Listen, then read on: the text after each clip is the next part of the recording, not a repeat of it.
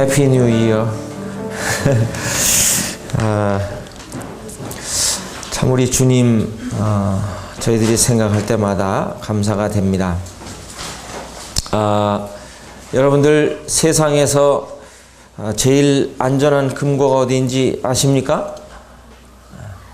아시는 분 한번 말씀해 보세요. 그 스위스에 있는 은행이 아닙니다.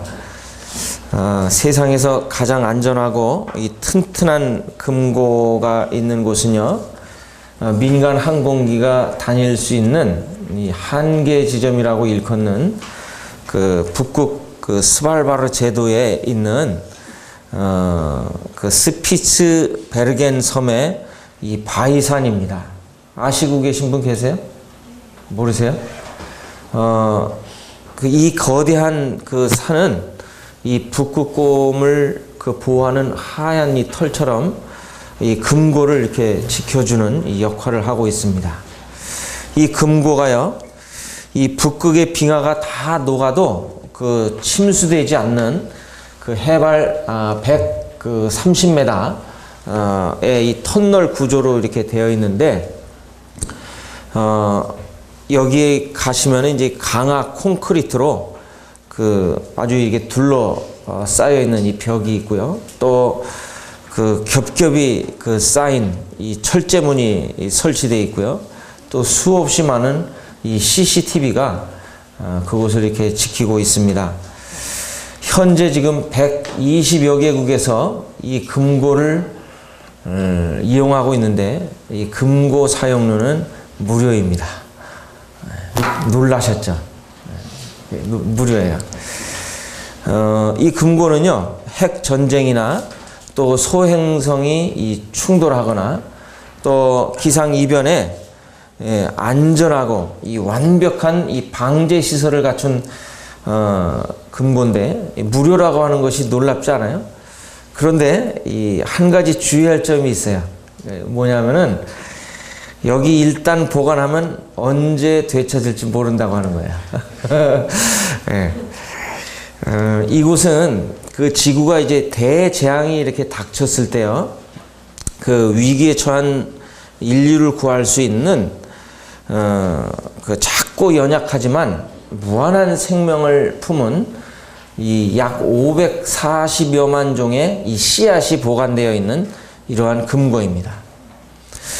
인류에게 이제 이 식량을 공급할 이 씨앗을 지키는 이 금고를 일컬어 사람들은 그 신노아의 방주다 이렇게 이야기를 하고 있습니다. 오늘날 사람들이 평화를 이야기하고 또 뭔가 더 나아질 거라고 하는 이 기대감 속에서 새해를 출발했지만, 여전히 사람들은 말하지 않고 있습니다만 불안한 가운데 이러한 그 인류 최대에게 닥칠 이러한 재앙에 지금 대비하고 있다고 하는 이런 사실을 저희들이 알 수가 있습니다. 그래서 여러분들이 만일 예수님 안 믿고 살고 싶으시다 하시는 분들은 이 북극 스발바르 제도에 있는 스피츠베르겐 섬의 그 바위산을 찾아가시면 목숨을 어느 정도 이렇게 연장할 수 있을 겁니다. 그러나 이곳도 우리가 안전하다고 볼 수가 없습니다. 세상의 어떠한 곳도요, 우리의 생명이나 또 우리의 목숨을 안전하게 보호해 줄 수 있는 이 장소나 또 사람은 없습니다. 세상은 우리 육신의 생명을 이 보존하고 또 연장시키는데 많은 연구와 물질 또 그 시간을 투자하고 있잖아요. 그래서 우리가 뭐 생명공학이라든지 이러한 여러 과학들은 우리의 생명을 조금 더 연장시키고 또 보호하기 위해서 가진 노력을 쏟고 있습니다. 그러나 예수님께서는 육신의 생명보다 그 영혼의 생명, 영혼이 살아야 하고, 그리고 영적 생명을 보호받는 것이 더 중요하다고 말씀하십니다. 그래서 요한복음 6장 63절에 주님 말씀하시기를 살리는 것은 영이니 육은 무익하다 이렇게 말씀하고 계세요. 한번 저를 따라해 보시죠. 살리는 것은 영이니 육은 무익하니라. 이것은 바로 생명을 주시는 우리 예수 그리스도께서 우리에게 하시는 이 진리의 말씀입니다. 살리는 것은 영이기 때문에 우리들이 육을 살리려고 하는 시도를 하기보다는 영을 살리려고 하는 이러한 그 노력과 또 투자가 필요하다고 저희들이 말씀을 드릴 수가 있습니다. 예수님께서는 그 변하지 않는 또 우리가 정말 필요한 그 하늘의 진리를 가르쳐 주시고 깨닫기 위해서 여러 가지 비유를 통해 말씀해 주고 계신데 요한복음 10장은 바로 목자와 양의 관계로 예수님과 우리와의 관계를 말씀해 주고 계십니다. 제가 지난번 말씀드린 대로 이스라엘의 목자와 양의 관계는 정말 뗄래야 뗄 수 없고 이 목자는 양들을 위해서 얼마나 많은 노력과 투자를 할 뿐만 아니라 심지어는 자기의 목숨까지도 양들을 위해서 내어줄 만큼 양들을 아끼고 사랑하는 이러한 사람입니다. 이러한 비유를 통해서 바로 이스라엘 사람들에게 예수님께서 내가 선한 목자다. 내가 참 목자다. 내가 양의 문이다. 내가 너희의 큰 목자다. 말씀하고 계신 거예요. 이것은 이스라엘 사람들뿐만 아니라 오늘 우리들에게도 우리 주님이 선한 목자가 되어주시고 참 목자가 되어주시고 또 양의 문이 되어주시고 큰 목자가 되어주신다고 하는 사실이에요. 이게 얼마나 우리에게 위안이 되고 위로가 되는 말씀입니까? 예수님은 사꾼이나 거짓 목자 같은 분이 아니십니다. 양들의 이름을 부르시고요. 다른 그 짐승들이 양들을 해치 못하도록 막아주시고 물과 양식이 있는 넉넉한 곳으로 우리를 인도하시는 선한 목자이십니다. 그분은 양들을 위해서 자신의 목숨을 내어주셨어요. 2000년 전에 예수님께서는 십자가에 돌아가심으로 말미암아 죄로 말미암아 죽을 수밖에 없는 그 불쌍한 죄인인 우리들을 살리시는 일을 하셨습니다. 얼마나 이게 놀라운 일이에요. 또한 예수님은 양을 인도하시고 보호하세요. 우리를 인도하시고 보호하시는 분이세요. 우리를 구원하여 주셨을 뿐만 아니라요. 매일 현재의 삶 속에서 우리의 짐을 져주시고 순간순간 우리를 구원하시는 그러한 하나님이십니다. 예수님께서 우리를 위하여 목숨을 버리신 것은 예수님 목숨을 빼앗는 자가 있어서 예수님 목숨을 버리신 게 아니라 스스로 선택하신 길이었습니다. 예수님은 버릴 권세도 있으시고 스스로 얻을 권세도 있으셨는데 이거 누구로부터 받은 거예요? 바로 아버지께로부터 받은 것이라고 말씀하세요. 이 말씀을 주님이 하시니까요. 오늘 여기 본문에 저희들이 읽었습니다만 이 말씀을 하시니까 사람들이 어떤 반응을 보였나요? 두 가지 반응을 보여요. 어떤 사람들은 예수님이 귀신 들려 미쳤다 이러면서 그 말씀을 주의 깊게 듣는 사람들을 보면서 당신들 이상하다 이렇게 비난하는 이런 사람들이 있었어요. 이에 대해서 어떤 사람들은 생각해봐라. 귀신이 소경의 눈을 뜨게 할 수 있느냐? 이 사람들은 바로 지금 듣고 있는 거예요. 어떻게 귀신이 소경의 눈을 뜨게 할 수 있느냐? 이분은 정말 온전한 가운데 이 말씀을 하는 거다 하고 반박하고 있어요. 참 예수님은요, 참 항상 두 패로 갈라놓으세요. 이 세상에 오셔서 예수님이 논쟁이 안 되신 적이 없어요. 예수님 당시에도 그렇지만요, 오늘날에도 보면 예수님 이야기를 하면 어때요? 두 패로 꼭 갈라져요. 그래서 보면 영국 신학자인 이 존 스토트가요, 예수님께서 하나님의 아들이시라고 하는 이 선언에 대한 이 세 가지 관점, 이 세상의 세 가지 관점을 이야기를 했습니다. 첫째로는 예수님이 정신병자시든지, 예수님께서 내가 하나님의 아들이다 이렇게 말씀하신 것에 대해서 세 가지 관점을 얘기했어요.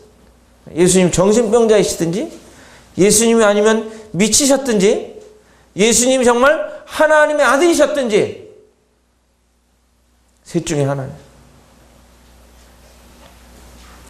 여러분은 1, 2, 3번 중에 몇 번 택하시겠어요? 1번 손 들어보세요. 예수님이 정신병자시다. 또 2번 예수님 미치셔서 이런 말씀하시는 거다. 2번 없으세요? 그러면 3번 예수님이 정말 하나님의 아들이시다. 한번 손 들어보세요. 주저하지 마시고. 손 안 되는 분은 뭐예요? 4번을 기대하세요? 1, 2, 3번 중에 아무것도 뭐 답 중에 그런 거 있죠? 1, 2, 3, 4 해놓고 5번은 뭐예요? 여기 네 가지도 아니다. 이렇게. 여러분은 몇 번째를 택하셨든지, 이게 우스운 것 같지만요, 이 몇 번을 선택하느냐에 따라 여러분의 운명이 달라지고 여러분의 행동이 변화되어야 할 것입니다. 만일 여러분들이 세 번째를 택하셨다면 여러분의 인생을 참된 그 생명의 길로 인도하신 예수님께 올인해야 되는 것입니다. 이것이 합당한 태도예요. 주님은 하나님의 그 아들이십니다. 요한복음이 바로 예수님께서 하나님의 아들 되심을 믿게 하고 또 그 이름을 힘입어 생명을 얻게 하기 위해서 기록했다고 요한이 말씀하고 있지 않습니까? 우리들이 그냥 웃으면서 3번 손들었지만요, 여러분들이 예수님이 하나님의 아들이시라고 하는 것을 선택하셨다고 하는 것은 바로 여러분들의 인생을 그 예수님께 걸 만큼 예수님은 정말 참 하나님의 아들이심을 인정하는 것입니다. 여기 예루살렘에 이 수전절이 이르렀어요. 그 수전절은 뭐냐면 주전 167년에 안티오코스 에피파네스라고 하는 이 괴악한 인물이 그 예루살렘 성전을 점령하고서요, 그 예루살렘 성전에서 그 돼지 피를 흘리면서 그 성전을 더럽히고 이방신에게 숭배하는 이 역사적인 일이 있었습니다. 그런데 이제 이 3년 후에 유대 이 마카피라고 하는 이 제사장이 이런 성전을 더럽힌 이런 사건을 기억하면서 다시 성전을 청결하게 하고 성전을 봉헌하는 이러한 일이 있었습니다. 그게 바로 수전절의 유래입니다. 그래서 이 수전절 동안은 8일 동안 하나님 앞에 제사를 드리고 예배를 드리는 거예요. 그래서 이제 예수님 당시에도 바로 이 수전절을 지키는 이러한 기간이었는데, 예수님이 이 솔로몬 행각에 이렇게 다니셨어요. 이 수전절 기간 동안. 그런데 유대인들이 예수님께 다가와 예수님 에워쌌어요. 에워싸면서 뭐라 그래요? 예수님 뭐라 그래요? 예수님한테 여기 요한복음 10장 다시 와서 한번 보십시오. 24절 같이 한번 읽어보실까요? 시작.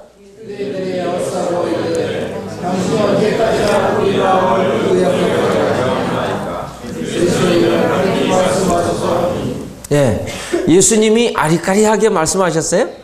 예수님이 그들이 알아듣지 못하게 말씀하셨어요? 아닙니다. 예수님은 밝히 말씀하셨어요. 예수님은 내가 생명의 떡이다. 내가 생명수다. 또 내가 영생의 그 수요자다. 내가 너희에게 영생수를 주겠다. 내가 너희에게 생명의 떡을 주겠다.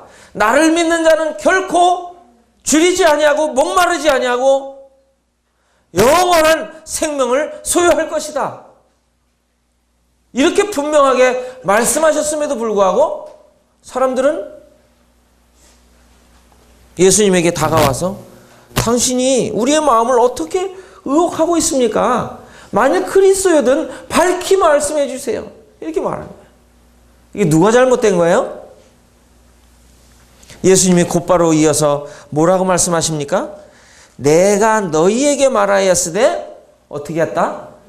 믿지 아니하였다 그랬어요. 오늘날도 보세요. 오늘날도 예수 그리스도께서 내가 곧 길이요 진리요 생명이다 말씀하시고 있습니다만 사람들은 누구를 따르고 있어요? 참 생명의 구주이신 예수 그리스도를 따르기보다는 이단의 교리를 배포하고 자신이 그리스도다, 자신이 하나님이다, 나를 따르라 하는 그러한 거짓 이단의 교주들을 따르고 있지 않습니까? 여기 이 질문은요, 사실은 정직한 질문인지에 대한 의문이 가는 질문이에요. 정직한 질문이 아니었어요. 이들은 예수님을 에워싸고서 예수님께 그 답변을 요구했지만 그들은 그 말씀을 들을 마음의 준비가 되지 않았던 거예요. 정말 그 사람들은 예수님을 믿고자 하는, 하나님의 아들 되신 그리스도를 믿고자 하는 마음의 중심에 벗어났다고 하는 사실입니다. 주님은 분명히 대답하셨음에도 불구하고 이 다시 묻는 이러한 유대인들을 향해서 주님 말씀하세요. 내가 너희에게 말하였으되 믿지 아니하는도다. 여러분, 예수님이 여러분의 구주이심을 참으로 믿으십니까? 여러분, 따르지 않는다고 하는 것은 예수님을 믿는 거예요? 믿지 않는 거예요? 믿지 않는 거예요. 예수님의 음성을 듣지 못하기 때문인 것입니다. 예수님 음성을 듣지 못하는 이유가 뭐예요? 주님의 양이 아니기 때문인 거예요. 주님의 양은 어떻습니까? 오늘 저는 여기 27절로 29절에 나타난 이 말씀을 통해 우리 주님의 양인 자들의 이 축복, 주님의 양이 되면 얼마나 놀라운 안전과 보호와 확신 가운데 우리가 삶을 살아갈 수 있는지에 대해서 좀 말씀을 드리길 원합니다. 여기 27절로 29절을 다시 한번 주의 깊게 읽어보시도록 하겠습니다. 자, 시작. 내 양은 내 음성을 들으며 나는 그들을 알며 그들은 나를 따르느니라. 내가 그들에게 영생을 주노니 영원히 멸망하지 아니할 것이요 또 그들을 내 손에서 빼앗을 자가 없느니라. 29절. 그들을 주신 내 아버지는 만물보다 크심에 아무도 아버지 손에서 빼앗을 수 없느니라. 여기 몇 겹의 안전한 밧줄로 우리를 인도하고 계십니까? 이게 몇 가지예요? 몇 가지죠? 빨리 한번 세어보세요. 여기 몇 가지에 대해서 우리에게 구원의 안전함, 영생의 확실성을 말씀하고 계십니까? 세 가지요? 몇 가지입니까? 7가지입니다. 자, 보세요. 여러분, 첫 번째로는 그분의 음성을 듣습니다. 여기 보면 뭐라고 말씀하시죠? 내 양은 내 음성을 들으며 그랬죠. 내 양은 내 음성을 듣습니다. 여러분, 사람들은요, 듣는 대로 행동합니다. 어린아이들 모습 보세요. 어른들이 때때로 놀랄만한 말들을 합니다. 그러나 그 아이들이 창작하거나 지어낸 말이 아닙니다. 무엇을 들었느냐가 이 나오는 것을 결정하는 거예요. 행동하는 것을 결정하는 것입니다. 여러분, 매일 개콘이나 보면 입에서 개콘밖에 안 나와요. 그렇죠? 그렇기 때문에 이 듣는 것은 그 사람의 질을 결정하는 것입니다. 인생의 행복은 무엇을 듣느냐로부터 시작된다고 말씀드릴 수 있습니다. 여러분, 무엇을 들으십니까? 주님의 음성을 들으십니까? 그 사람은 행복한 거예요. 주님의 음성을 듣는다는 것은 인간이 누릴 수 있는 가장 큰 복입니다. 옛날에요, 이 솔로몬 왕의 지혜를 듣기 위해서 먼 나라에서 찾아온 스바야 왕이 그 솔로몬 그 왕국을 보면서 정신이 아득하였어요. 그렇죠. 그래서 그 솔로몬 왕에게 자신의 마음에 있는 것을 고백합니다. 열왕기상 10장 8절을 보게 되면요, 복되도다 당신의 사람들이여, 당신의 신복이여, 항상 당신의 앞에 서서 당신의 지혜를 들음이로다. 이 스바 왕은 깨달았어요. 야, 솔로몬의 지혜를 매일 들으니 얼마나 행복한 사람들이에요. 스바야 왕뿐만 아니라 열왕기상 10장 24절에서는 천하가 다 하나님께 솔로몬의 마음에 주신 지혜를 들으며 그 얼굴 보기를 원했습니다. 이 솔로몬의 지혜의 말을 듣는 것이 복이 될진데, 이 솔로몬보다 더 크신 주님의 말씀을 듣는 것은 그 얼마나 큰 복이며 그 영혼을 살찌우게 하고 그 영혼을 살게 하는 것입니까? 어떤 분들은요, 어떻게 주님 음성을 듣느냐고 이렇게 질문하는 사람도 있어요. 우리 얼마 전에 학생 캠프에 강사로 오신 그 강사로 이제 말씀을 전하신 형제님께서 저에게 메시지를 보내주셨어요. 학생들이 처음에는 하나님 말씀을 어떻게 듣고 하나님을 어떻게 보느냐고 말하더니 캠프가 끝나고 나서는 학생들도 우리도 하나님 봤어요, 우리도 하나님 말씀 들었어요, 이 얘기를 하더래요. 여러분, 하나님의 음성, 우리 주님의 음성을 어떻게 듣는지 아십니까? 기도원 가야 됩니까? 또 교회 나와야 됩니까? 아닙니다. 조용한 시간에 주님의 말씀을 읽으십시오. 그것이 주님의 음성을 듣는 길입니다. 주님께서 말씀하심을 우리들은 들을 수 있습니다. 주님 말씀은요, 정말 내 영혼을 살리고 세상에 소망을 두지 않고 썩지 않을 영원한 하늘나라에 소망을 두도록 인도하십니다. 또한 썩어질 것에 마음이 미혹되지 않고 썩지 않을 것에 영원한 가치에 이 가치를 두고 그것을 위하여 일하도록 하십니다. 정말 주님의 음성을 듣는 사람들이 복이 있습니다. 영생을 얻은 사람들은 바로 주님의 양으로 주님의 그 음성을 듣는 복된 인생인 것입니다. 또 두 번째로요, 여기 보면 10장 27절에 두 번째 뭐가 있습니까? 예수님께서 저희를 안다고 말씀하십니다. 여러분, 주님의 양은 주님이 아시는 거예요. 예수님께서 영생 얻은 자들을 아신다는 것은, 저를 잘 주목해 보세요, 안전과 보호와 인도와 내세에 관한 보장이 있음을 함축시켜 말씀하시는 것입니다. 주님이 아신 바가 된 사람들은요, 택함 받은 복된 인생이 되었음을 알려주시는 것입니다. 목자는 양들 하나하나를 세밀하게 알고 있습니다. 그렇기 때문에 양들은 걱정할 필요가 있어요, 없어요? 없는 것입니다. 주님이 우리를 아시는 거예요. 그래서 목자가 이 양들을 하나하나 다 알기 때문에요, 양들에게 맞는 그 처방을 내리는 것입니다. 목자가 덤핑으로 양들을 대우하지 않습니다. 여기 3절을 보시면요, 3절 한번 잘 보세요. 목자는 어떻게 해요? 그가 자기 양의 이름을 어떻게 불러내요? 어떻게 불러내요? 좀 크게 말씀해 주세요. 어떻게 불러낸다고요? 각각 불러내요. 각각. 예? 저는 이 각각이 얼마나 마음에 이 감동이 되는지. 각각 불러내세요.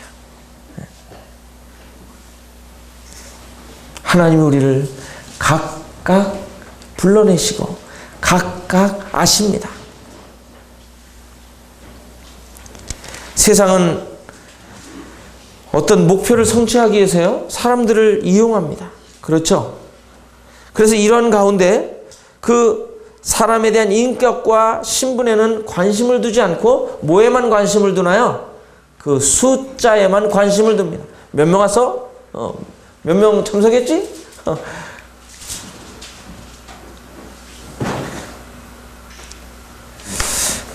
이게 오늘날 성공의 평가 기준이 되고 있지 않습니까? 교회도요. 교회도 많은 수의 그 교회는 뭘로 봐요? 성공한 교회로 봅니다. 그래서 뭐 교회 목회 세미나 이런 거 할 때 보면은 큰 교회 목회하는 그 목사님들 초청해서 말씀을 들어요. 그래서 어떻게 이 많은 성도들을 배가시켰는지. 그리고 이제 또 조그만 교회 목사들은 다 거기 가서 듣습니다. 어떻게 교회가 성공했나. 그래갖고 뭐 이 방법 저 방법 다 써봅니다. 여러분, 우리들 가운데는 그런 생각을 갖고 계신 분 안 계세요? 시골에 10명, 20명이 있는 교회는 성공하지 못한 교회로 보는 일들이 얼마나 많이 있어요. 우리는 오히려 적은 수를 돌아보는 일꾼들을 귀히 여기고요. 그분들의 수고와 노력에 박수를 보내야 할 거예요. 그래서 저는요, 이 교회 일꾼들과 이렇게 서로 만나면 가급적, 저도 막 물어보고 싶은 막 욕망이 막 생겨요. 그 몇 명입니까? 성도들 몇 명 되세요? 근데 그거 가급적 안 물어보려고 노력을 해요. 네. 왜? 그 수를 물어보면 그 교회를 그 수로 평가하는 이런 약점이 우리에게 있는 거예요. 여러분, 10명이어도요, 20명이어도요, 건강한 성도, 견실한 믿음을 가진 성도들이 있는 것이 중요한 거 아닙니까? 이 숫자로 우리들이 교회를 평가하지 마세요. 많다고 또 비판하지도 마세요. 많든 적든 주님께서는요, 그 양들을 어떻게 하신다고요? 각각 하시는 거예요. 각각. 한번 저를 따라해보세요. 각각. 각각. 각각. 참 이 말이 별거 아닌 것 같은데 굉장히 중요한 말이에요. 각각. 하나님이 우리를 각각 하세요. 우리 주님이 우리를 각각 하세요.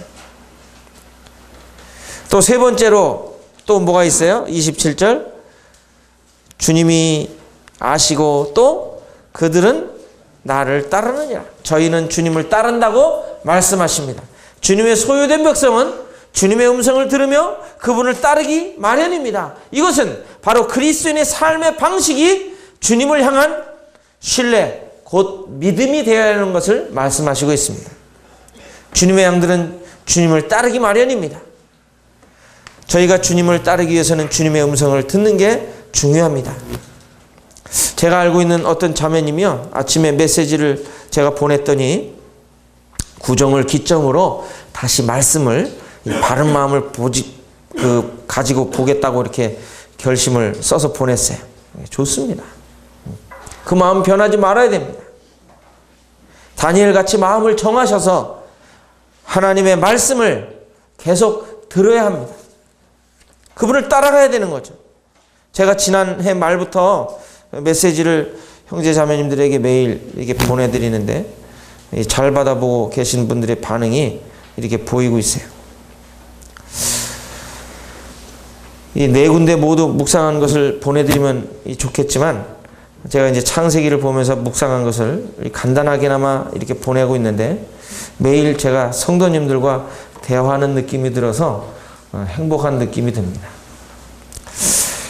제가 사실 형제 자매님들을 일일이 신방하지 못해서 주님과 또 성도님들께 죄송한 마음이 있었는데요. 이제 지난해 말에 어떤 청년과 이렇게 이야기하면서 청년들을 이렇게 하나하나 이야기하면서 말씀 읽어야 돼. 응?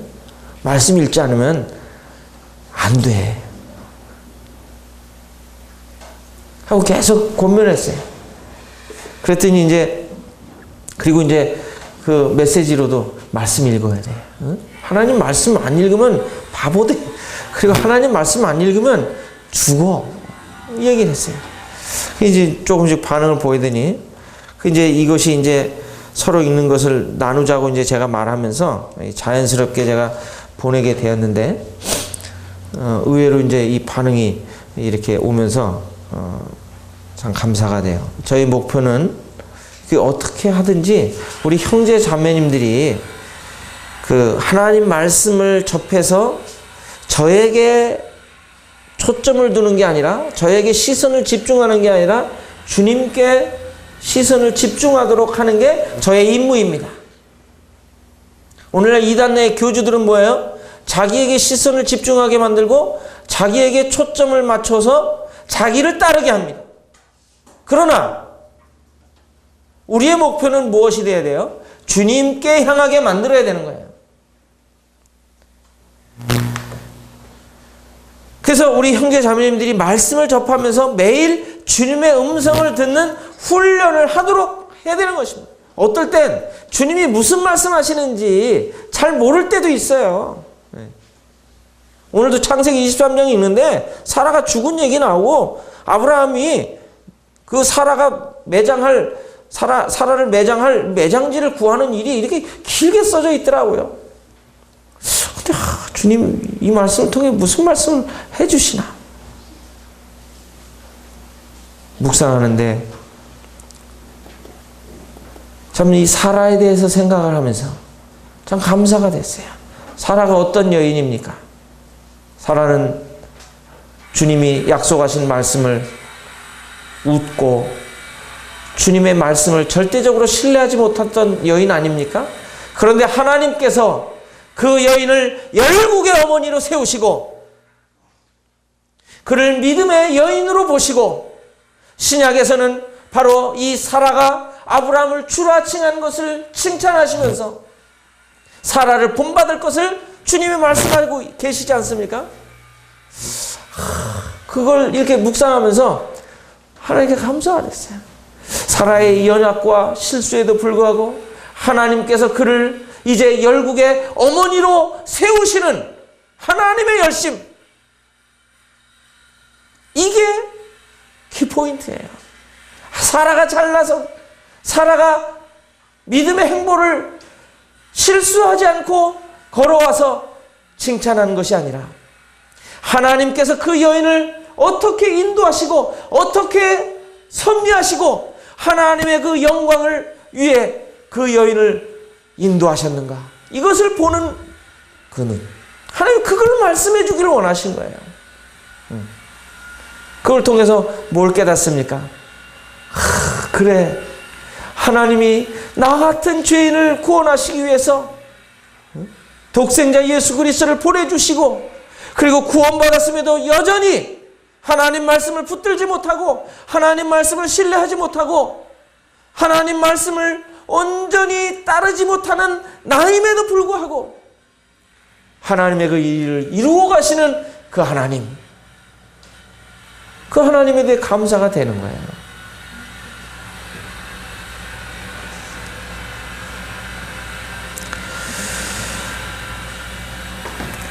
저와 함께 교제하시는 어느 형제님이요, 저를 만나면 칭찬을 하세요.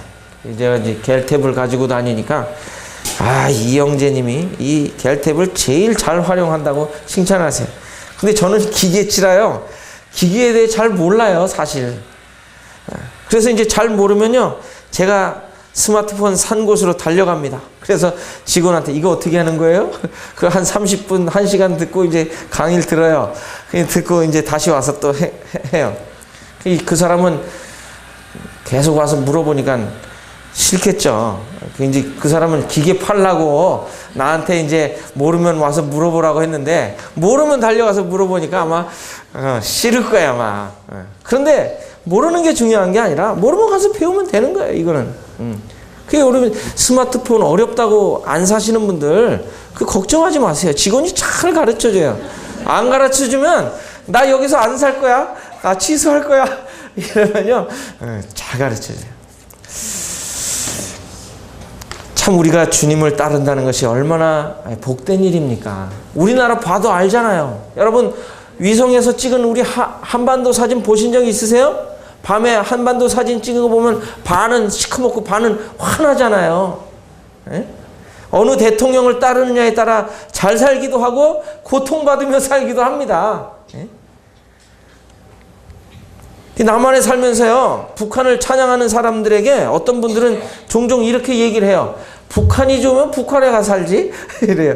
그래서, 야, 그 사람들 싹 이렇게 모집해가지고 북한으로 좀 보내면 어떨까? 이렇게 얘기하는 분들도 있어요. 근데 저는 이제 그런 생각을 해요. 예수님 믿고서도요, 세상이 좋아가지고 세상을 사랑하는 사람들이 있어요. 근데 이렇게 말해요. 세상이 좋으면 세상에 가서 살지? 우리들 주님을 따른다고 하는 것은요, 정말 이 놀라운 일이에요. 여러분, 주님을 따르세요. 주님을 따르는 것은요, 정말 우리에게 있어서 일확천금을 얻는 것보다 더 가치가 있는 일입니다. 여러분, 이 한 해를 우리들이 다시 시작하는 이 설날을 맞이해서 주님을 따르기로 작정하세요. 주님을 따르는 것이 때로는 힘들고 험난해 보일지라도 주님을 따르는 것이 정말 우리 인생을 행복하게 하고 우리 인생을 살찌우게 하고 우리를 생명으로 인도하는 자기 사랑의 표현입니다. 또 네 번째로 주님께서 저희에게 영생을 주신다고 말씀하십니다. 여기 28절에 내가 저희에게 영생을 준다. 영생이 무엇입니까? 영생은 끝없이 지속되는 삶입니다. 그러나 이 설명만으로는 온전치 못합니다. 영생은 풍성한 삶을 의미합니다. 그리스도 안에 있는 자들은 이 세상의 어떤 것으로도 만족할 수 없고요. 오직 그리스도만이 그의 삶을 풍성하게 함을 알 수 있습니다. 영생을 얻었다는 것은 참된 그 만족과 이 풍요를 누린다는 것을 의미합니다. 그래서 며칠 전에 다른 모임에 어떤 형제님이 그 복음성가 그 가사를 써서 보냈어요. 그 뭐예요? 사람을 보며 세상을 볼 땐 만족함이 없었네. 나의 하나님 그분을 뵐 때 나는 만족하였네. 그 메시지로 그 내용을 보내는데 얼마나 마음에 이 감동이 되고 또 동감이 되는지 몰라요. 여러분, 우리 주님 말씀을 받으실 때 또 주님의 이 말씀에 기쁨을 누리는 방법은요, 두 가지예요. 감동이 되시고 동감하십시오. 하나님께서 우리에게 약속하신 약속이 뭐라고요? 영생입니다. 영생을 주시는 주님 안에서 만족을 누리며 살아갈 때 그가 바로 행복자입니다. 그래서 제가 연초에 말씀드렸죠. 우리가 전에는 복 많이 받으세요. 이거는 이제 그리스도인들이 인사가 아니다. 그래서 그 다음에 뭐예요? 복 많이 누리세요. 이래잖아요. 근데 저는 그것도 불만이 있어요. 이제 그리스도인들은 복을 많이 서로 누리는 정도가 아니라 이제 복을 어떻게 해야 돼요? 나눠줘야 되는 사람들이에요. 예? 나눠줘야 되는 사람들이에요. 우리만 누려요? 나눠줘야죠. 이 복을 알지 못하는 사람들에게 나눠줘야 되는 거예요. 우리 옆에 분들에게 복을 나눠줍시다. 이렇게 말씀하지 마시고 저는 이제 올해는 복을 나눠주겠습니다. 제가 가지고 있는 복을 나눠주겠습니다. 하고 이렇게 좀 옆에 분에게 좀 이렇게 자기의 결단을 좀 얘기하세요. 네, 쳐다만 보고, 쳐다만 보고, 잊지 마시고, 제가 가지고 있는 복을 나눠주겠습니다. 예. 여러분, 정말 그런 사람 아닙니까? 하나님이 우리에게요, 정말 이 신령한 복을 주셨어요. 이걸 우리가 누릴 뿐만 아니라 이것을 나눠줄 수 있는 이 위치에 지금 우리들은 서 있다고 하는 사실입니다. 영생의 복이 결코 작은 복이 아니죠. 또 다섯 번째로 영원히 멸망치 않습니다. 요한복음 3장 16절에서 하나님이 세상을 이처럼 사랑하사 독생자를 주셨으니 이는 저를 믿는 자마다 멸망치 않고 요한복음 5장 24절에서도 내 말을 듣고 또 나보내신 이를 믿는 자는 영생을 얻었고 심판에 이르지 아니하나니 심판에 이르지 아니하나니 사망에서 생명으로 옮겼느니라. 얼마나 놀라요. 우리가 영생을 얻었다고 하는 것은 영원히 멸망하지 않는 약속을 받은 것입니다. 그리스도인들은요, 사망도 넘보지 못할 영생을 소유하게 된 사람들입니다.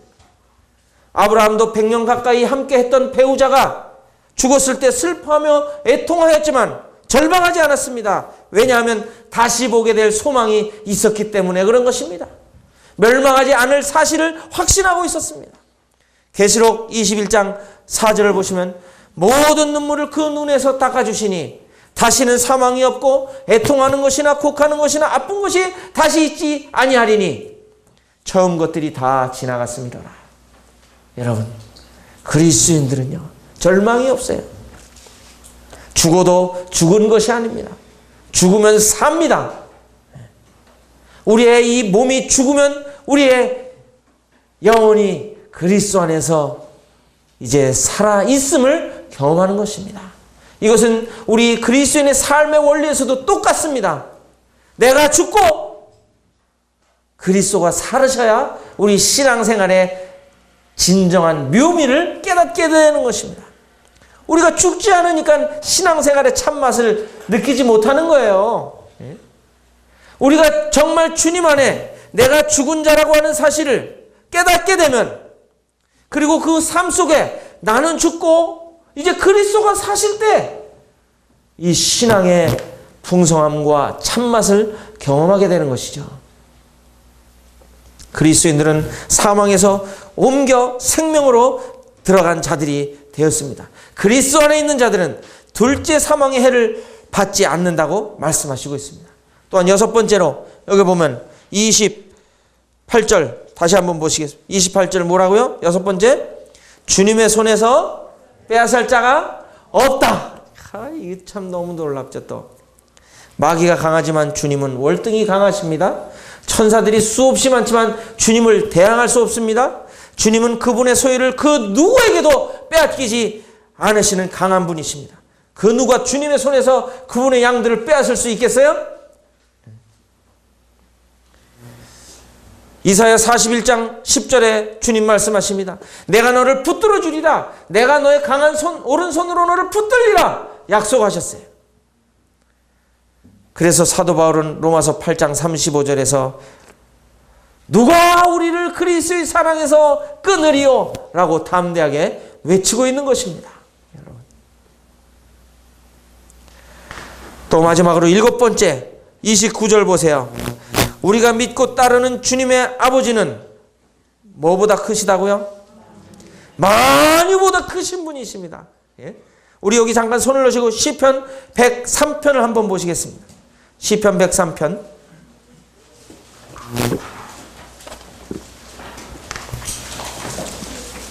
(103편) 19절입니다.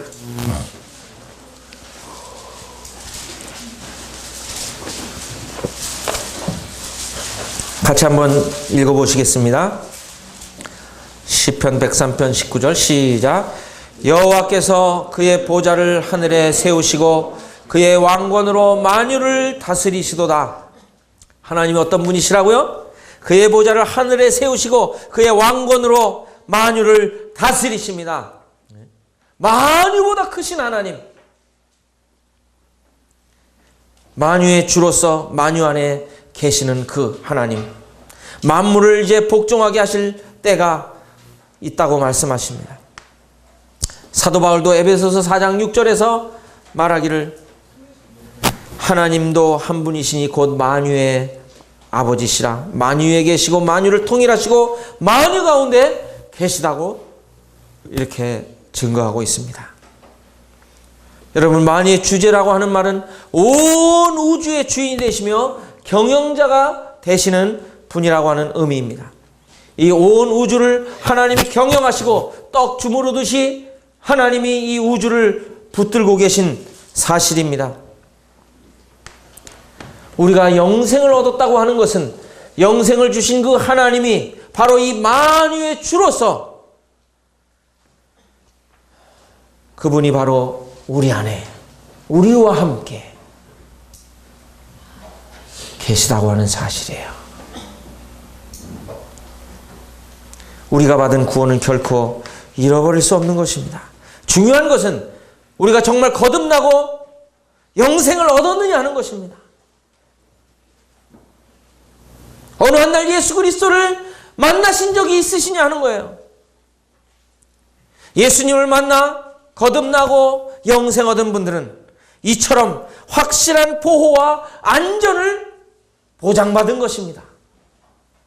요한복음 10장 27절로 29절의 이 세 구절의 말씀은 우리들에게 영생 얻은 자들이 이 7겹의 안전함을 가져다주는 이 놀라운 약속의 하나님의 말씀입니다. 목자이신 주님과 아버지는 한 분이세요. 한 부류요 한 마음이십니다. 속성적인 면이나 생각적인 면에서 주님과 아버지는 하나이십니다. 이 목자장이신 예수 그리스도, 그분은요 또 오늘날 이 양무리를 돌아보고 양무리를 치는 인도자들에게 베드로전서 5장 2절로 4절에 이렇게 약속해 주세요. 억지로 하지 말고 하나님의 뜻을 따라 자원함으로 하며 더러운 이득을 위하여 하지 말고 기꺼이 하며 맡은 자들에게 주장하는 자세를 하지 말고 양무리의 본이 되라. 그리하면 목자장이 나타나실 때 시들지 아니하는 영광의 관을 받으리라. 이것이 목자장이신 예수 그리스도께서 인도자들에게 하시는 약속의 말씀입니다. 우리 주님은 이제 불어난 오실 것입니다. 세상은 변할지라도 우리 주님은 변하지 않으십니다. 또 변하지 아니하시는 주님, 시건치 아니하시고 두 번 말씀하지 아니하시는 그 주님께서 우리에게 약속하신 영생의 약속은 이처럼 완전한 안전과 보호를 우리에게 제공해 주고 계십니다.